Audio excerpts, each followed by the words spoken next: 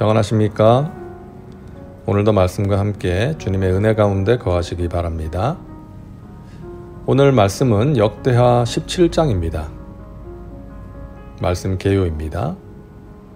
1절부터 9절은 유다의 4대 왕인 여호사밧의 초기 통치, 특히 종교 정책에 대한 내용이고 10절부터 19절은 점차 강대해진 여호사밧의 국방 정책에 대한 내용입니다. 말씀 묵상입니다. 역대하 17장부터 20장까지는 남유다의 네 번째 왕인 여호사밧에 대한 내용입니다. 여호사밧은 아사의 아들인데요. 25년간 유다를 통치했습니다.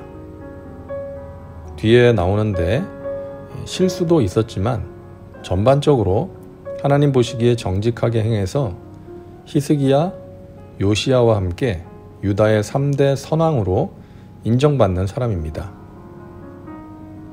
여호사밧을 보면 부전자전이라는 사자성어가 생각이 나는데요. 여호사밧은 아버지 아사와 같이 경건한 신앙인이었습니다. 3절과 4절입니다. 야훼께서 여호사밧과 함께 하셨으니 이는 그가 그의 조상 다윗의 처음 길로 행하여 바알들에게 구하지 아니하고 오직 그의 아버지의 하나님께 구하며 그의 계명을 행하고 이스라엘의 행위를 따르지 아니하였음이라. 당시 많은 사람들이 바알과 아세라를 섬기고 그들에게 구했지만 여호사밧은 오직 하나님만 섬기고 하나님께만 기도했다는 것이죠. 그리고 아버지 아사가 그랬던 것처럼 왕이 된 후에 가장 먼저 신앙적인 개혁을 단행합니다. 6절입니다.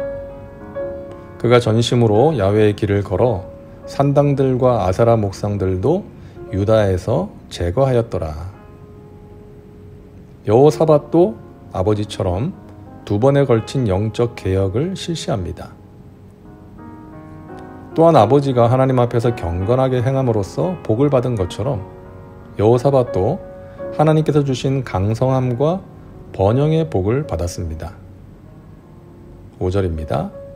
그러므로 야훼께서 나라를 그의 손에서 견고하게 하심에 유다 무리가 여호사밧에게 예물을 드렸으므로 그가 부귀와 영광을 크게 떨쳤더라. 여러 번 강조했듯이 이 영적인 유산을 자녀에게 물려주는 것 너무나 중요하죠. 사랑하는 자녀가 믿음 위에 굳건히 서서 하나님을 사랑하고 동행할 때 하나님이 주시는 은혜와 복을 받아 누릴 수가 있기 때문입니다. 그것이 진정한 성공이기 때문이죠. 아마 사랑하는 자녀를 위해 기도하는 여러분의 가장 크고 중요한 기도 제목일 거라고 생각합니다. 자, 그런데 오늘 우리가 주목해 볼 필요가 있는 것은 7절부터 나오는 내용인데요. 여호사밧은 지도자들을 유다 모든 성읍들에 보내서 하나님의 말씀, 율법을 가르치게 합니다. 7절부터 보겠습니다.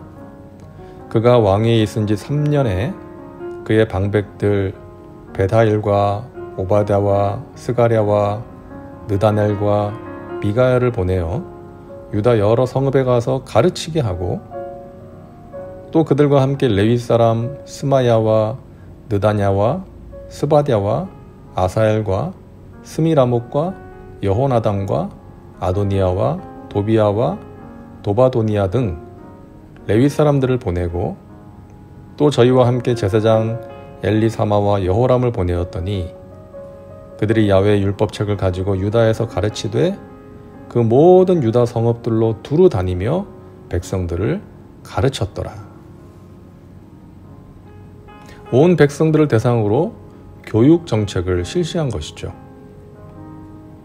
오늘날 같으면 인터넷을 활용해서 할 수도 있었겠지만 당시에는 그럴 수 없으니까 사람들을 각 성읍에 보내서 율법책을 가지고 가르치고 배우게 했던 것이죠. 자, 왜 여호사밧이 하나님의 말씀을 가르치게 했을까요? 아버지 아사 때도 두 번에 걸친 영적인 개혁이 있지 않았습니까?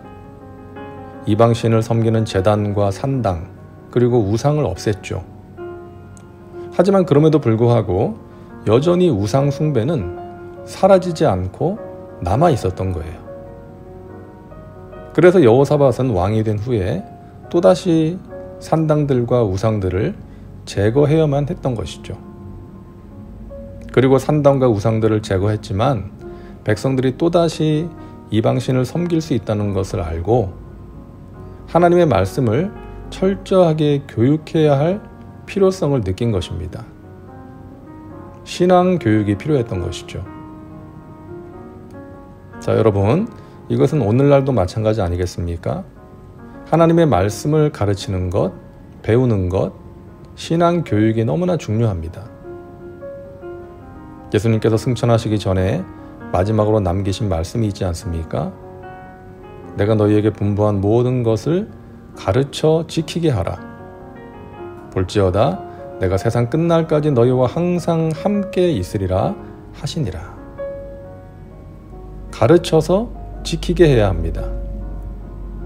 신앙생활을 얼마나 했느냐, 직분이 뭐냐가 중요한 게 아니라 말씀을 지켜 행하고 있느냐가 중요한 것입니다. 교회의 사명 가운데 하나가 교육입니다. 말씀을 가르치는 사역이죠. 그동안 제가 사역했던 교회를 보면 이 전도와 기도를 많이 강조했습니다.